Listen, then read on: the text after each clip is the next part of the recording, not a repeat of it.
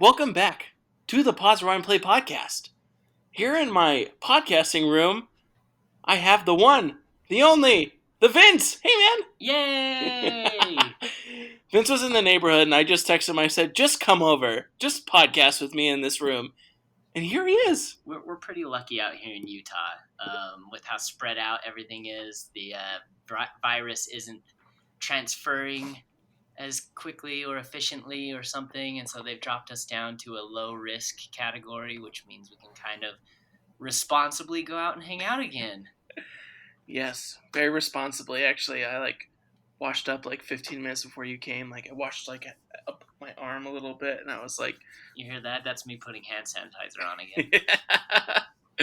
Well, Vince, it's good to have you back in the house. But remoting in, we still have the one, the only Josh. What's up, man? Hey, what's up, guys? I definitely hope to be back there soon, having a podcast with all of us there. But for now, since it's a weekday especially, I am coming to you from my house, my living room, the one and only. So, there you go. Great land with your wonderful dog and kind wife. Of course. Maybe not kind. Just kidding, Julissa. Just kidding. It's all right. She never listens to this, so. I just have to give her crap because she's my sister-in-law, and she's the only sister-in-law I have, and she's funny. And it's fun. But yeah, so this week we're talking... One of the best movies ever made. Stands up to this day. The Dark Crystal. I'm gonna give it to you, man. I'm not gonna lie. So we'll talk about this more, but just being super honest, I watched this probably when I was 12 or 13 the last time I watched it, and I was like, this is good. And then over the years of being a teenager, you get a little angsty. You're like, this is crap. This is a movie of my childhood. And I rewatched it, and I loved it. Oh, it makes me so happy. I had such a good time rewatching it. That makes me so happy. And so we'll talk about this more. But Josh, what have you been watching this week, or anything noteworthy that you want to bring up in cinema news? For me, as far as what I've been watching, it's been nothing super crazy. I finished The Office for the who knows how many time. I've also been watching Dark, which is very good. It's a German series on Netflix right now. Very cool. They just announced the release date of the third and final season, so that'll be nice to start a show and have some conclusion to it very soon, and not have to wait years and years and years to get that conclusion. But that's mostly it for me. Just those shows on Netflix. And movie news, of course, we know that we have Henry Cavill reprising his role as Superman in upcoming DC films. Hey-o. And as much as I've said that I don't like it that much, Vince, you got to understand that I do like Henry Cavill. Just Man of Steel wasn't my favorite movie. It was good. It just wasn't my favorite, but I loved Henry Cavill as Superman. Super pumped to have him back. Super pumped to have the Snyder Cut coming soon. Everything is great. What do you think, Vince? What do you think about the Snyder Cut? I'm excited about it. I just have to say I'm real excited to make Josh watch more movies he doesn't want to watch. Did you not hear me say that I freaking was okay? I liked Man of Steel. It wasn't great. I liked it. Okay? I like Henry Cavill. Leading up to that one, we're going to watch the whole series. We got to watch Man of Steel. We got to watch BVS. We got to watch Suicide Squad. We got to watch... What else comes out? I don't remember what this is. I'm just kidding. We got to at least watch Man of Steel and BVS. Extended cut. Because that's Man of Steel has been on our plate for a long time. So maybe we can just put that one off until that comes up. Deal. So we can debate. I don't think we should put it off, though, because we keep putting it off. I actually have a friend who said he'd be interested in coming and doing an episode of the Man of Steel. So if that's the case, it might be sooner than later. Oh, well, we might have to. I'm excited about it. I want to see his creative vision. I want to see more. So who knows? We'll have to see. I heard a rumor. Maybe I shouldn't be talking rumors here. But I heard it was going to be more about... Is it Cyclops? What's his name? Who's the machine? Oh, Cyborg. Cyborg, sorry. I heard it's going to be more about him. I'm sure they'll add more. They're planning on shooting millions and millions of dollars more worth of footage, and they're saying it's going to be a completely different experience than the Justice League that we got. So, Thank goodness. Yeah, exactly. I don't know. Why would they do that to us? Vince, do you have any movie news or anything you've been watching that's really been like keeping it up? I watched, so TV wise, check out the show Pen 15 on Hulu. It's pretty funny. It's about life in the 90s, experienced through two teenage middle school girls. There's a lot of stuff in it that I did not experience because I was not a teenage girl in middle school, but there's a lot of 90s references that I can definitely appreciate. So if you're nostalgic for the 90s like I am, check it out. It's really funny. Other than that, I watched First Man, the movie about Neil Armstrong going up to the moon, and it was freaking awesome. And it's crazy because like the next day was the launch of the Space Force rocket that ended up getting postponed. But going and watching First Man and then going and watching this futuristic spacecraft versus the spacecraft that took us to the moon is just, it's crazy how technology has changed in the past, 60 years? Did you see the spacesuits that those guys walked out in? I was told that they were designed by the same people who designed Marvel costumes. Really? That's what I was told. I heard that they needed to be stylish and cool, so people like wanted this to happen and kind of wanted it, because back in the day, just going to the moon was a feat in itself. So like some of this stuff could be a little bulky, a little gross, I guess you might say, to look at. But these ones look pretty sleek, and I was kind of like, I could go to space. And the spacecraft too looks so cool. Like everything is digital and sleek and white, and it's just like I listened to an interview with Elon Musk and a guy from NASA, and they were talking about how they want to the future of space travel is by commercializing it. And what was it 2 days ago that they announced that Tom Cruise is going to be filming a movie up in the space station? Like, Tom Cruise space what is movie. happening? What is happening right now? Dude, what won't Tom Cruise do? That's so cool. I just love it. That's why. So I was about to say that. I was like, speaking of that, Tom freaking Cruise going to space making a movie, super crazy. Go ahead, sorry. Save up $52 million, and you can be that. You can do that too. That sounds like that. It sounds like that scene from Parks and Rec, where Bobby Newport, they're asking him to be mayor, and he's like, "Oh, I would totally do it, but I'm going to space next week." And they're like, "What?" And he's like, "Yeah. Oh, I'm sure you could come." "Oh, wait, do you have $30 million?" "Well, no." "Oh, well, that's what they need for a deposit." So well, you could do that. It's only a matter of time. Like the way that they're talking, space is going to be commercialized within the next, I don't know how many years soon. Do you think you'll go to space? I don't have $52 million. I don't know if What if they could get it down to like 10 grand? I think I would consider it. If this was last month when we watched that, what was it, Apollo 11? Was that the movie we watched, the documentary? If this was back when we watched that movie and I had that tech in my mind, I would never go to space because that sounds terrifying. Yeah. But after watching all the updates and how streamlined and smooth and modern everything is, I would consider it. Like it seems like it's not going to be like flying to Florida or something, but it's like the risk is lower. I'm sure it's still risky. Yeah. But like to go to space, like that would be something. That's an experience that I never even considered I'd ever get in my lifetime. Yeah. And now I'm like, maybe in 30 or 40 years, like, will it be affordable for regular people? Who knows? I would honestly bet that it's going to be commercially available and affordable within 20 years. I mean, in 20 years, we went from putting the space station up into space to now Space Force sending Tom Cruise to film a movie. Well, and not only that, but like these guys, like Elon Musk and his crew over at SpaceX. Oh, SpaceX. Sorry, I keep saying Space Force. My bad. It's all good.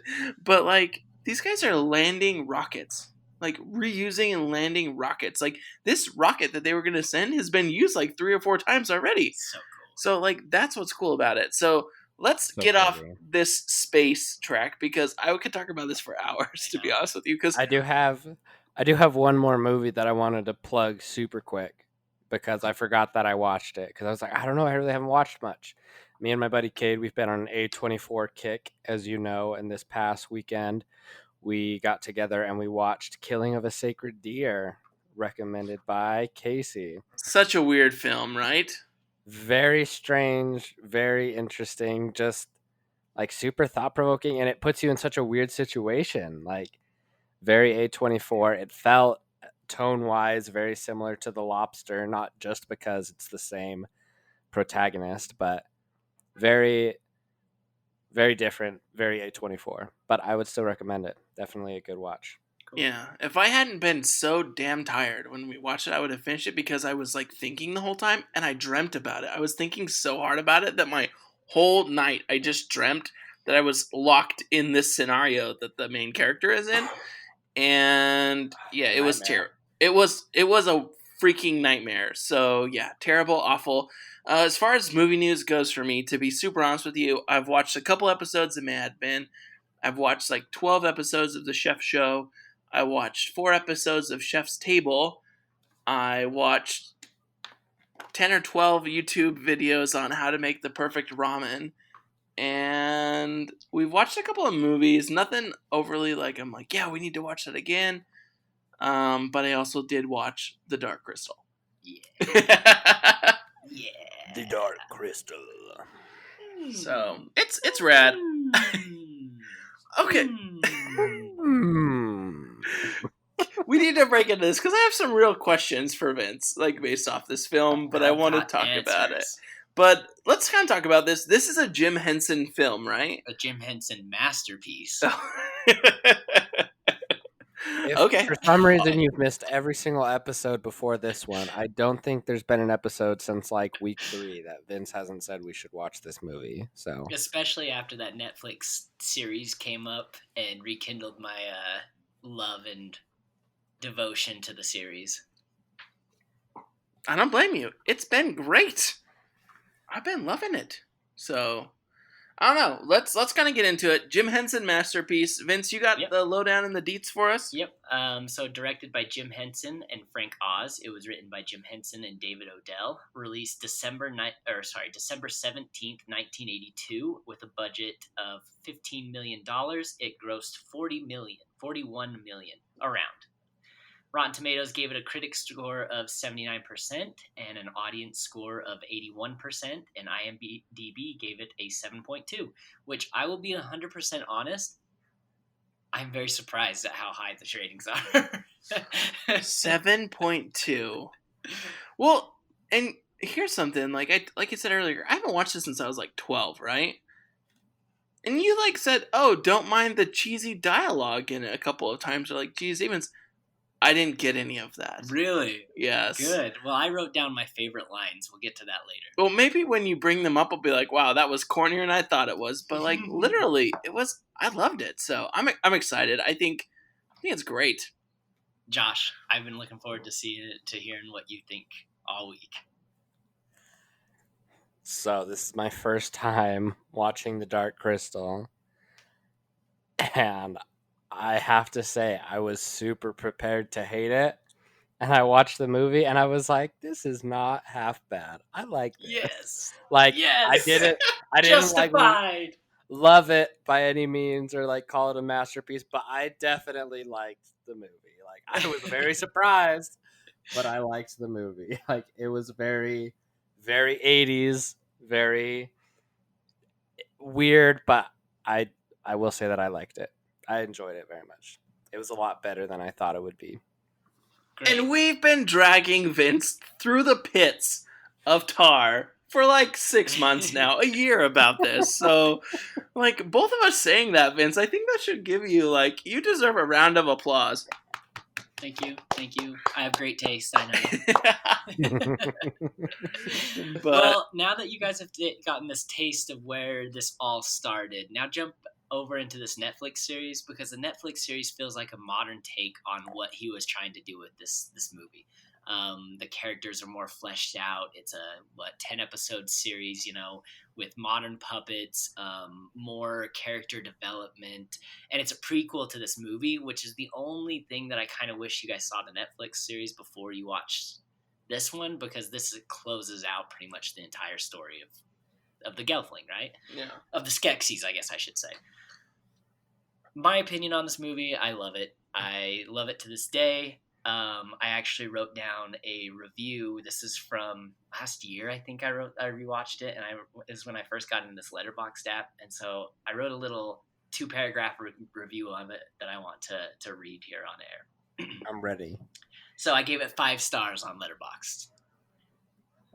My review says 5 stars. My review says, a bonkers story, the worst line deliveries, and more moaning than a porno. The Dark Crystal is terrible in all the best ways.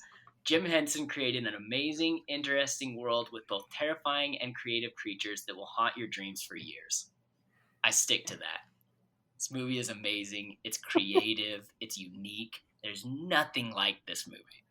And I don't think there will ever be anything like this movie again. It's like this weird balance between like childish and made for kids, but scary at the same time with these like weird monsters.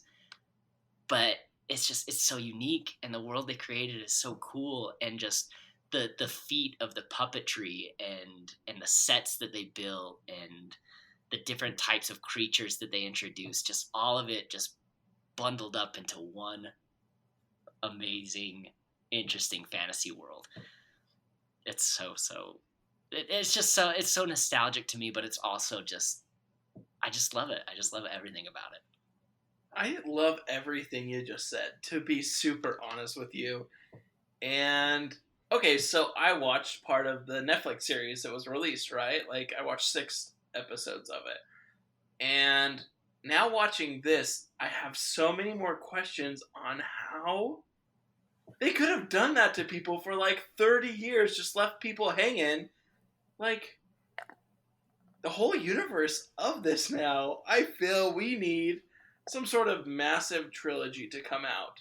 Well, there's fleshing out this world like crazy. Because like I said, they have this movie, which kind of wraps up everything. Yeah. And then they have the prequel series on Netflix, which they should hopefully be announcing or releasing another season here soon, because that Netflix series ends, I'm pretty sure, on a cliffhanger.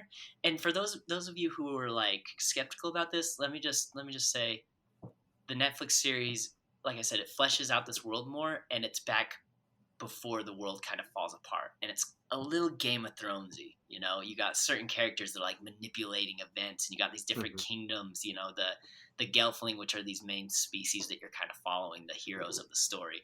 It's back before they were wiped out, because in this movie, like, there's only 2 Gelfling left in the world. Yeah.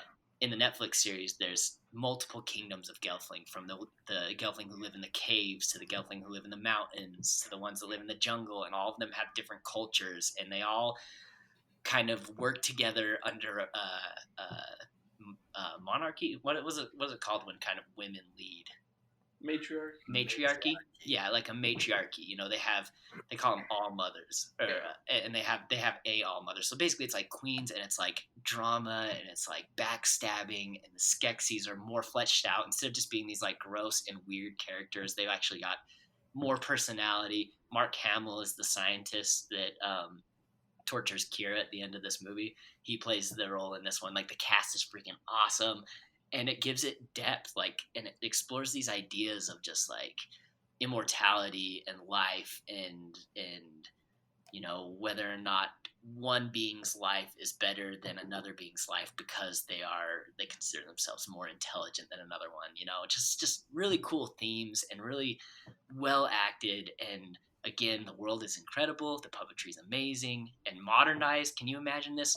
It's been 40 years? Yeah. If you haven't watched the Netflix series, imagine this modernized 40 years later. The puppets no longer look creepy like some of the puppets in this one. Like Jin, the main character, looks a little bit weird, a little more puppety than most. But these new puppets that just came out in the Netflix series, they're a lot more like fleshed out. They look more fleshy. They look more real. Their eyes are more real. And then they add some like CGI effects in there too that make it really cool. It's great. And I don't know where I was going with all this, but I love the movie. Well, I think this like goes to stand that maybe we're gonna have to do a follow-up episode if like maybe it'll just be Vince and I if Josh doesn't want to, or maybe we'll need to watch the Netflix series, because I think after watching this it's gonna be very interesting. I don't know, Josh, like do you have any like key things you wanted to bring up or you thought about this film that you were like, oh, this is surprising, I enjoy this, I like this, like anything like that you thought about? So, like, speaking to the Netflix series, which I haven't watched, I don't know if I will, but I am definitely intrigued since Vince said that he's uh so it kind of fleshes out more of the Skeksis and what actually happened there, because the end, I was like, the end of the Dark Crystal, like, I'll put like a spoilers out now because we've sort of already spoiled some stuff, kind of, I don't know. Mm-hmm. The end of the Dark Crystal, I was fairly surprised by like the twist at the end, right?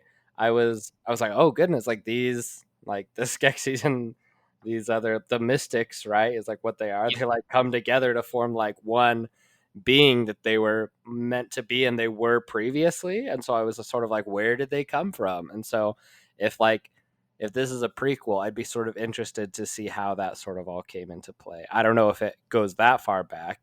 It doesn't go that far back. It starts the Netflix series off with the Skeksis are already in power, and Agra, who is probably my favorite character in the entire The series. one-eyed lady. Yeah, she's so great. She's so weird and I just love her. And she's like sassy, you know. Anyway, she's just the best. Agra is basically she's kind of the voice of the planet in a way. I can't remember exactly what she's called, but she kind of is there to keep the balance of nature. And the Skeksis show up from outer space, and they split up into these two beings. And it's kind of, you know, it's the yin to the yang, you know, the good versus the bad. And when they land on the planet of Thra, they split into these two beings of the Skeksis being these evil creatures, and the mystics being the good half. And one cannot survive without the other. If one gets hurt, then the other one gets hurt. If one dies, then the other one dies. And the Skeksis come, and they're just like greedy and disgusting, and they're just everything that you hate. And they land on the planet, and they expect to be worshipped because they view themselves as a higher power, as almost a god compared to everything else on this planet. And so they trick Agra into, they offer her knowledge. They basically go to her and they say, we understand that you know everything about this planet of Thra. We can offer you knowledge of the cosmos. And so they basically send her consciousness into space, where she just leaves for years and years and years and is exploring the cosmos, like mentally, I guess. And that's where she has that giant, like that cool set, her house, how she's got the big spinning planets and everything moving around. That was dope. She went out there and she explored all these things, and she learned all this stuff and brought all this knowledge back. But while she was gone exploring the cosmos, the Skeksis dug in, and they basically took over the world, and they took over the Dark Crystal. And they realized that using the Dark Crystal, they could gain immortality.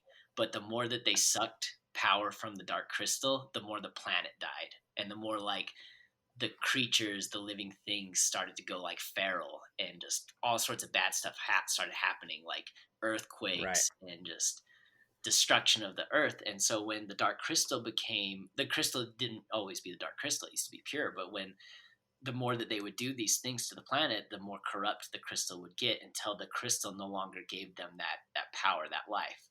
And so then they discovered that if they use the Gelfling specifically, as you saw in the movie, they tried to do it with podlings, and they tried to do it with other creatures too. They could steal the essence of other people to continue to feast upon their souls, basically, and obtain that immortality.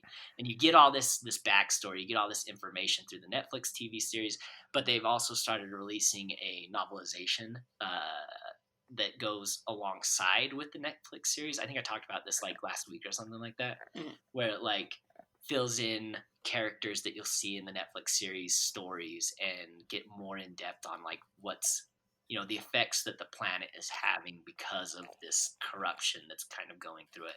And all of it ties together really, really well. There's, I think, 4 or 5 books out right now that go along with the Netflix series, and I've only read 2 of them. They're young adult. They're easy to get through. You can finish them in a week. But it just, like you said, fleshes out this world, fleshes out these characters, gives more depth and more. So if you're into this world at all, there's plenty that you can get into. There's comic books, too, that you can read if you're into that kind of stuff. I've been meaning to buy the graphic novel, but it's a little expensive. I can't remember. Like, if I'm going to buy it, I'm going to buy the hardcover. You know, I want it sitting there looking nice. And I've been meaning to buy it, but I haven't got around to that one yet. Yeah. Well, for you, Vince, like, what are the most like nostalgic parts that you have now versus when, like, that you have from being a child, and what are things that you've picked up on now that you're like, this is better than I remember? So when I was a kid, I don't remember it being corny, you know, because I was a kid and I was just entertained, and I don't know, it was kind of scary, but not scary. I don't know. I can't explain it. It was just visually pleasing, and just it had a really simple story that you could follow of this hero going on a journey and saving the world. Who was not the hero the wise wizard elders expected based off of his own comments. Mm-hmm. I really like that part. That was good. But growing up, like I said, I wrote down a whole bunch of lines that I consider really corny, cheesy lines, but that I've been quoting for the past 20 years of my life, because I watched this movie so many times and they just stuck with me for so long. All right, I'm ready. So, and if you guys have any favorite lines, I would love to hear what you guys had too, but these are my favorite. So the very beginning of the movie, the Emperor is dying, the Emperor Skeksis. And they have the big sword fight battle. Or I guess it wasn't really a sword fight battle. They hit a rock for a little while. Whack in the steel is what they called it, or something like that. I don't know. I can't remember. Trial by stone. Yeah. Yes. Which is such a great scene, just watching these weird creatures just make these weird noises. And anyway, when you expect a major sword fight here, they have these gigantic swords, and one is like the general of the military, right? And the other is like the Chamberlain. His name is Chamberlain, and he is the coolest character in the Netflix series. Like, he's the little finger of this world. He plays dumb, and he's like moving around, and he's kind of skeezy, and he's like moaning all the time, but he's smart. And he's the one that manipulates everyone. He's not emperor, but he's basically hand of the king, you know? Yeah. And he's just like tricking people into doing what he wants. Even in this movie, it happens where he gets like kicked out of the kingdom, and he still finds a way to manipulate his way back into the good graces of the Skeksis by going and finding the Gelfling and bringing him back. And like, he even manipulates the Gelfling, like telling him like, "Oh no, I just want to make peace. Like, come back. We'll work all this out. Everything's cool. Everything's good." Yeah. Which brings me to one of my favorite quotes. Chamberlain talking to the Gelfling, and I'm gonna do my best impression here. He finds them in the Gelfling ruins, and he walks up to him and he goes, "Make peace, please, please, wait, make peace, please." Are you sure you were in this film? I love it. One of the quotes, we've been saying it for so many years. I don't remember in what cases, but every once in a while we'll just be like, "Make peace, please."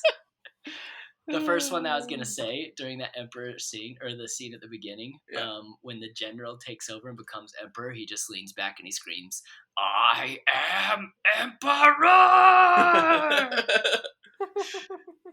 And then at the beginning, when you first meet Jin, is that his name? Is his name? Yeah, Jin. Okay, I had to make sure that I wasn't Jin, something like that. Jen. Yeah. Sorry. So when he first gets sent out on his mission, he walks out and onto the hill, and he looks over this beautiful landscape, and he says to himself, "I don't want to go alone." And then it takes a space, and it changes the camera angle. Alone I go. Well, alone it is.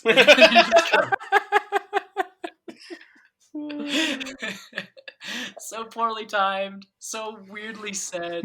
There's a callback I to it love later in the it. movie where when Kira shows up and like goes out with him, but just absolutely love it. Say it all the time.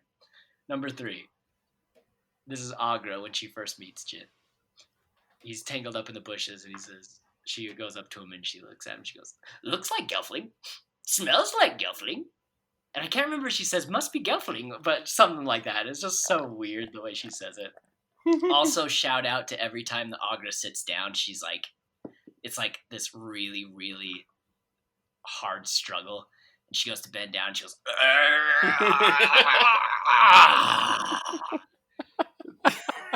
and I've never I just see myself in her so much lately. Sitting down and Vince getting up, is like, getting harder and harder. Vince watched it this time and he's like, wait, I do that now.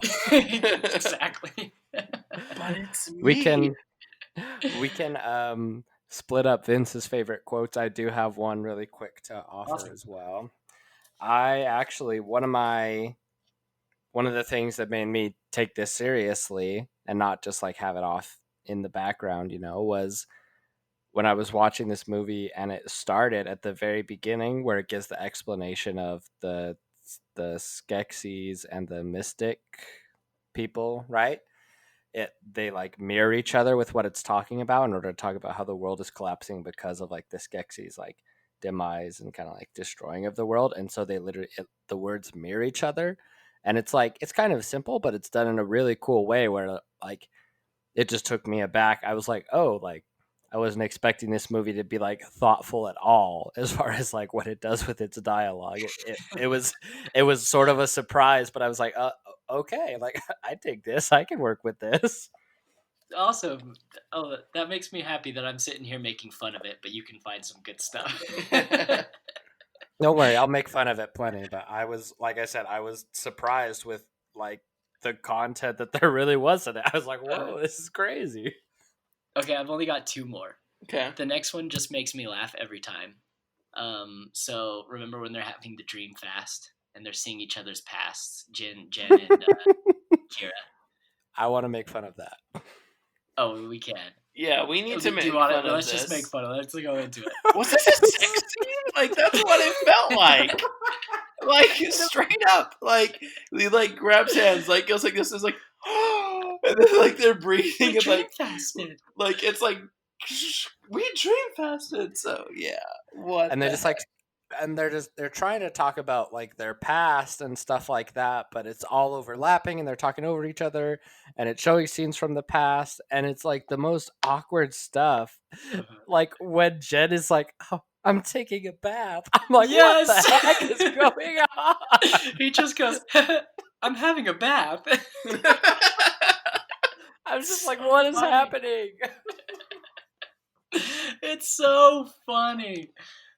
Oh, Was that the line you were gonna say? Yep, that's exactly the one.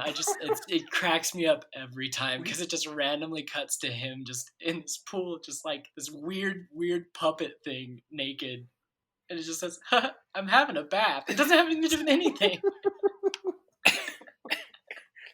It's so funny. And that's one thing that I loved about the Netflix series again is they in like the first episode or maybe the second episode they actually dream fast in that series, and the way that they talk during the dream fast and everything that they do is just a direct callback to this moment in the movie where it's like awkward line delivery and they cut it the same way where it's like speeches overlapping each other. The whole idea is that it happens like telepathically, right? And they're trying to like show that visually and it just doesn't work super well. It was so confusing at first. I was like, wait, what's happening? And then I was like, oh, the dream fast, because like I'd watched it and I've asked you about this before. And then at the end it's like, oh, we dream fasted. Great. It's funny because like Jin doesn't know anything about his species. Yeah. And neither do we. And it makes it so weird when, like, for example, when Kira jumps off a cliff and all of a sudden wings pop out. And it's just like, wait a minute, these guys have wings? Yeah. And Jin has that same reaction. Like, what the heck? Why do you have wings? And she's like, I'm a girl. And that's the explanation. It's just like, oh, and then we move on, Like, and he's just like, okay. What? I've never seen a girl before. pretty stinking much. Okay, I have a question. Do you have? Wait, you I have got more one more. quotes? I got Okay, one yeah, more. yeah. And this is one that I dated a girl for a long time, and she was a big Dark Crystal fan too. She grew up with it too, and she would do this every once in a while. When Kira is imprisoned in the Skeksis and she's getting like her soul taken from her, Agra tells her, call upon the animals. You have a gift. The animals will listen to you. And she just leans back and just yells, Kamalaya! Kamalaya! And yeah, this girl that I used to date used to do that all the time. Just, Kamalaya! And it would crack me up every time. Oh, what a masterpiece this movie is. That was the weirdest. That was one of the weirder moments in this whole thing because she's like supposed to be like in a trance, right, where she's like stuck, and then Agra just yells, "You can call the animals!" Like, and all of a sudden she just like, "Come on, and get going." And I was like, "What? What is happening?" I don't know. And then, thank goodness the animals showed up. I don't know. They got out of their cages. Whatever. Yeah.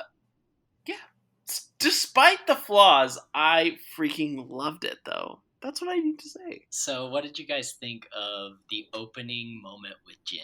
The opening of this movie, the first time you see our character. He's Do you just like remember playing it? that flute or something on the bank of the river. He's sitting there naked. Just butt naked.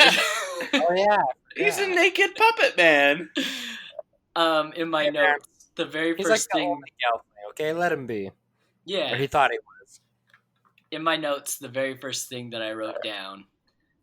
This movie is sexy. Jin on the shore nude playing a flute, all the moaning, stripping and banishing Chamberlain. What is going on? Oh yeah, they stripped that freaking sexy. That's how you say it, Skeksis. Skeksis. It's not sexy. He's Skeksis.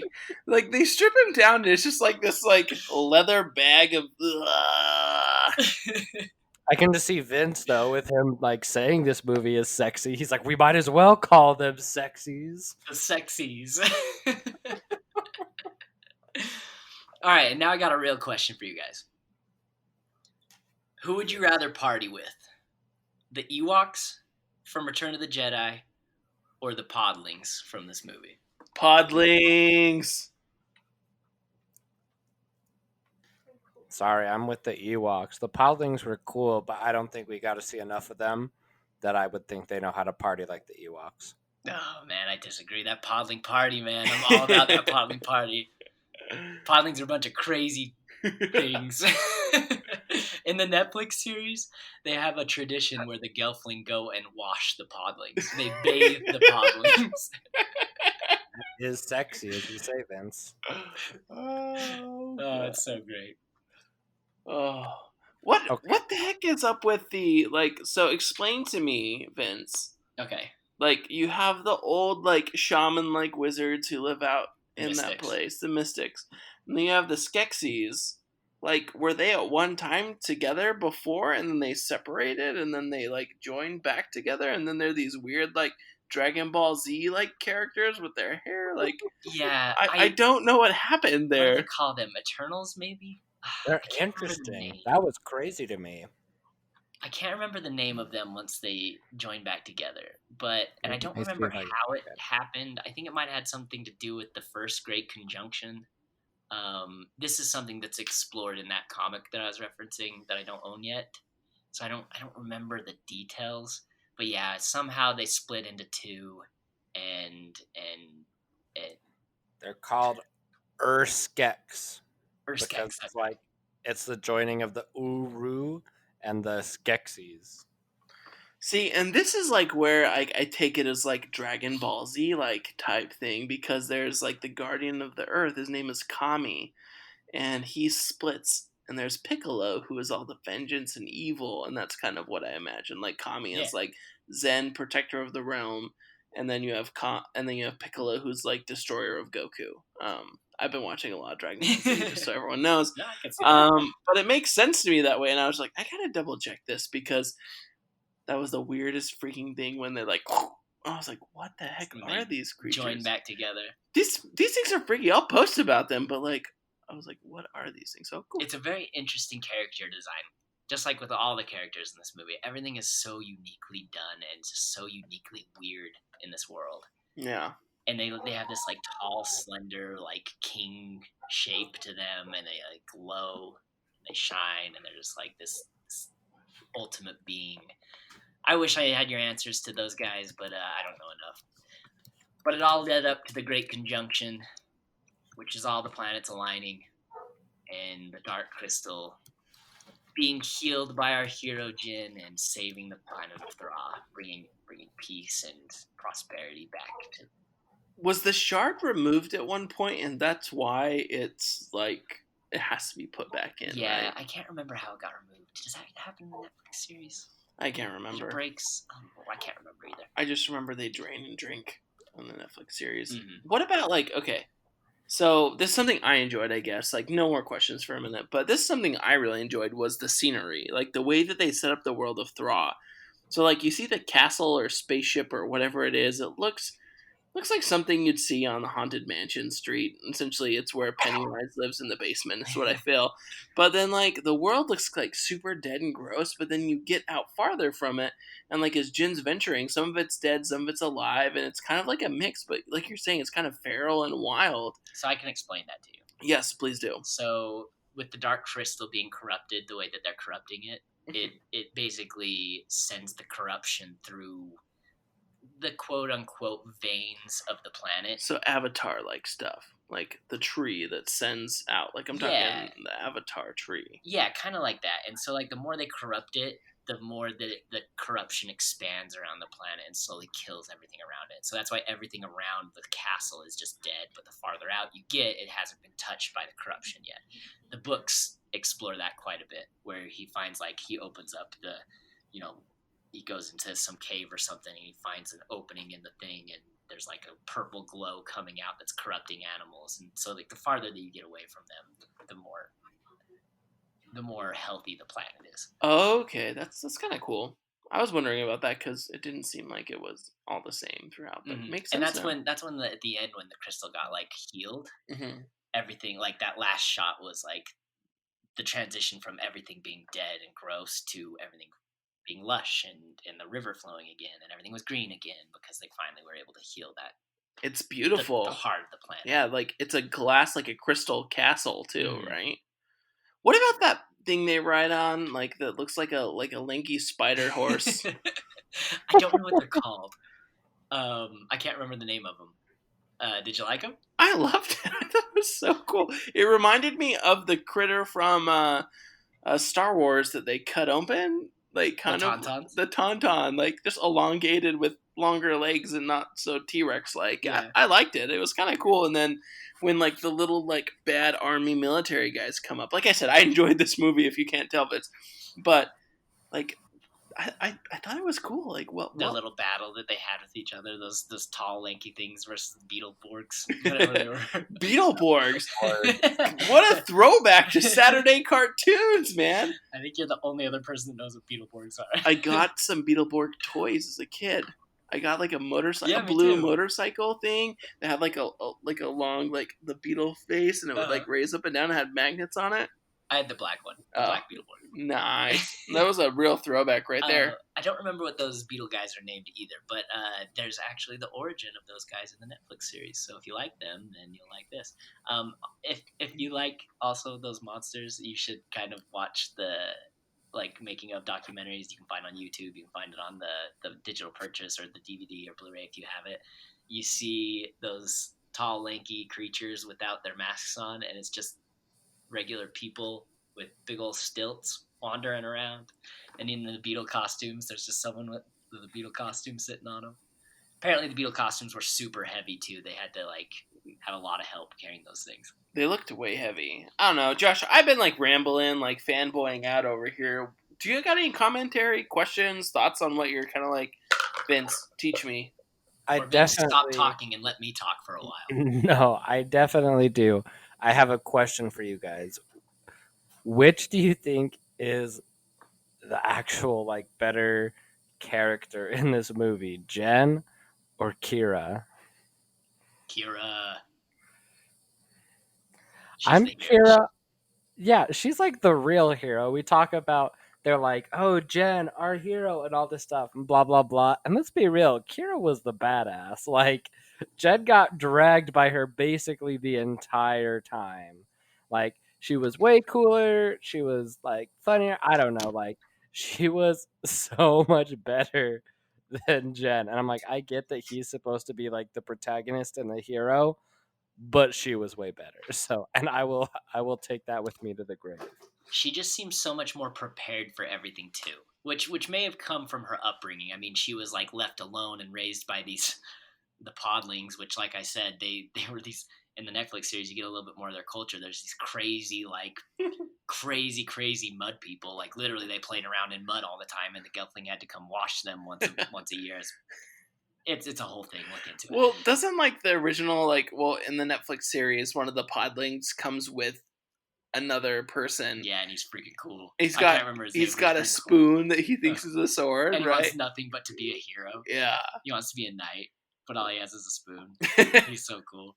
I agree with both of you though. I think she carried the weight of him, and he was more just like an arm piece. And there was like a prophecy that said that there would be like a Gelfling that would bring down the Skeksis, and that's why they were so like scared of the Gelfling and why they wanted to wipe out the Gelfling, because this prophecy of their downfall. But like Kira really was, she did everything. She's the one who kept Jin going. She's the one who like taught him things. She's the one who was like getting her soul ripped out and still saved the day. She threw the crystal up to him to put into the dark crystal at the end. Like, she got stabbed. Hey, he put it in at the end. That's like the only thing he did. Well, and I there's one part right where he's like, I hate the crystal, and he like chucks it away. He's like, if this hadn't happened, they wouldn't have come. She's like, they come all the time, dude. Calm down. Like, it's not all about you showing up. Yeah, she's like the voice of reason. Too. Yeah, it was good. It was good. How did you guys like her little pet, Fizzgig? I think it was weird. Loved him. Fizzgig's freaking rad. Just a little fluff ball running around like screaming. Yeah. Weirdest evil fluff dog you ever seen. I would like a Fizzgig. A little smoosh. Fizzgig is actually the name of the species, not that specific one. And there's a bunch of Fizzgig that run around in the Netflix series, and they're all little crazy fluff balls like that. They're absolutely great. That's I right. might rewatch the Netflix series here in a little bit. Maybe we'll have to rewatch it like in tandem so I can ask you questions. Deal. I'm down. Well, guys, we've been kind of chatting for a little while. I don't want to like make this too long-winded, but Josh, do you have any closing thoughts or kind of anything else you want to talk about? Yeah. I don't know. I mean, if we want to throw it back to Vince's like moaning porno comments, like, freaking Chamberlain, dude, just like that part is one of the funniest of the movie, where he just is like, and the guy's like, I hate your whimper, and then he's like, aw, and then they go down the hall and he keeps doing it, and then he's like, stop. That's one thing I never noticed over all these years that he said that. I never picked up that he said, I hate your whimper before. And I don't understand why he's the only one that does that noise. Like, he's just like, that's his way of always thinking or something. All the time. How did you guys like the Skeksis? We did a favorite villains or unsung villains episode, and I said that the Skeksis were some of my favorites. Tell me what you guys thought of them. They're definitely weird, but I agree with your thought process from before. Like, it would be interesting to watch the Netflix series to see, okay, like, I get that these guys are old now, but how did they ever like rule over a planet for so many years? Like, these guys seem stupid and dumb, and they seem like they couldn't rule anything, but they are very like evil and like very cruel minded, which makes them good villains, like you say, Vince, because they really do just have just their own self-interest in everything at the front of their plate. Like, just watching these guys freaking eat was a disgusting scene in and of itself. But wasn't it kind of fun at the same time?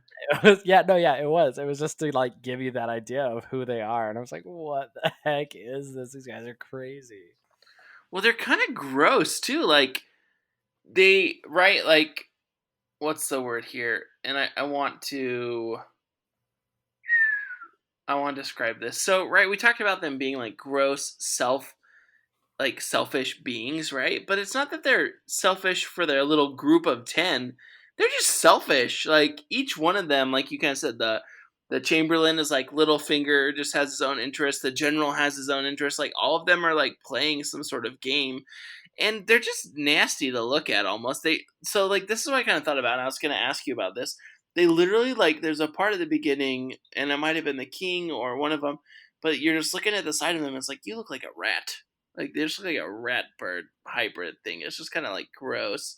Like they're designed to be repulsive and to show you the darkness that is the Skeksis. Yeah, like they are gross. The darkness that's inside is reflected on their outside. Yeah. It's kind of like that. The Twits book by Roald Dahl. Like it's kind of like talking about Mrs. Twit and how she became so like grotesque and ugly, and it's kind of like the same thing with the Skeksis. It's just like yeah.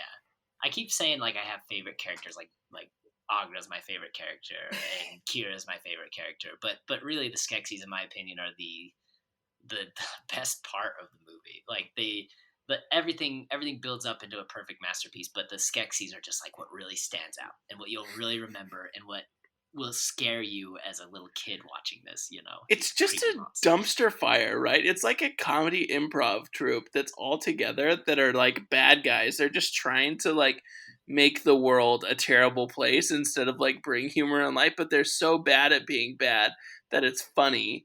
And then at the same time it's terrifying where you're like, oh man, these guys could do some real damage.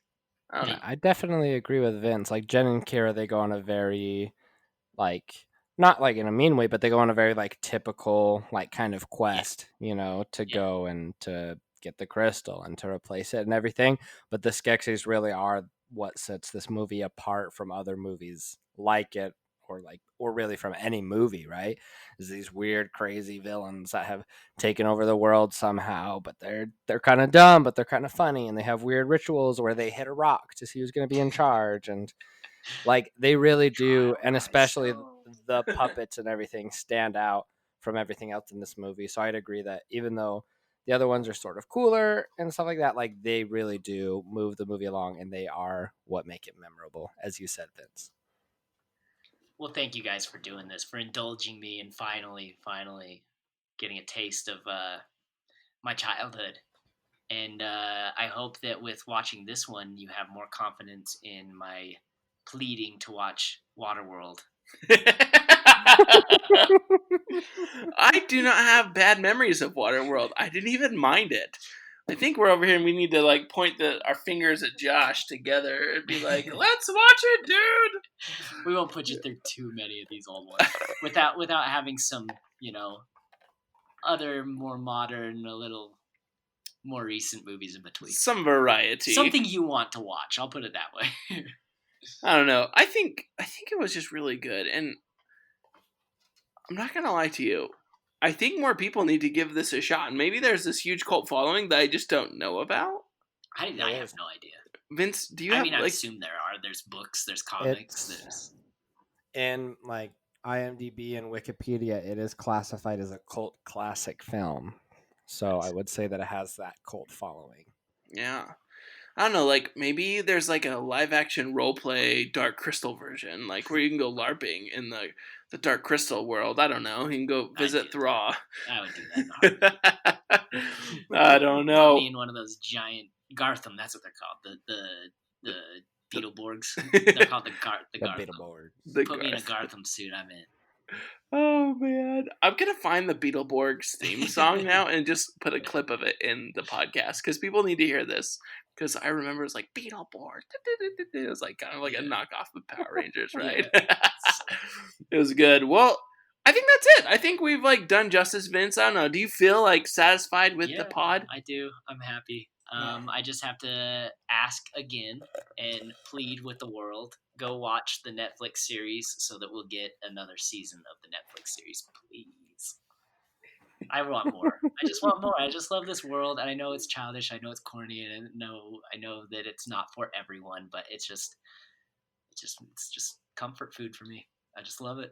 It's so much fun. I love it, Josh. So go watch it. Go watch it. Josh, you got anything to kind of close us out with?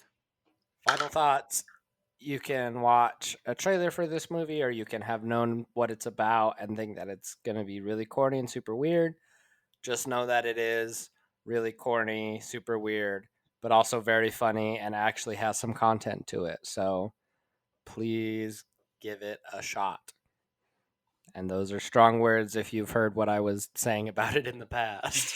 The best thing is people who've been with us for a long time are gonna like laugh when they like listen to this episode, because Josh and I have made fun of you, Vince, for like a year, and so we're just, by the way, we're just under a year of doing this. We're coming up on So, here. yeah, Wow. our first episode was like June 22nd or something like that. So of 2019. I got the sort of idea because James Gunn tweeted a thing the other day about Brightburn being released a year ago. That was a couple of days ago, and I was like, "Oh, we did our first episode on Brightburn not too long after it came out." So, Dark Superman, I loved it. No, but Vince, thank you for recommending this for so long, and Josh and I For indulging me. I think the indulgence is passed because I enjoyed it so much. So maybe and Josh has given good reviews of it. So thank you. Guys, it was good to just get back together and do another episode. Josh, what do you want to watch next, man? I'm putting you on the spot. Oh, well, I think we didn't decide really, but we had kind of talked about it. I would love to do one of my favorite Joaquin Phoenix movies. You can find it on Netflix, and that is Her. Ooh. Amazing score, amazing, interesting story, amazing acting by both him and ScarJo. Let's freaking do it. Sounds good. I'm in. It's on Netflix. Her. We're gonna watch that next time. And as always, thank you for tuning in to another episode of the Pause Rewind Play podcast, where we talk about movies, good movies, bad movies, in between movies, and cult classics like the Dark Crystal. I about said Kingdom of the Crystal Skull, like the Indiana Jones film, but no, Vince, thanks for the recommendation after all this time. And folks, we will catch you again next time.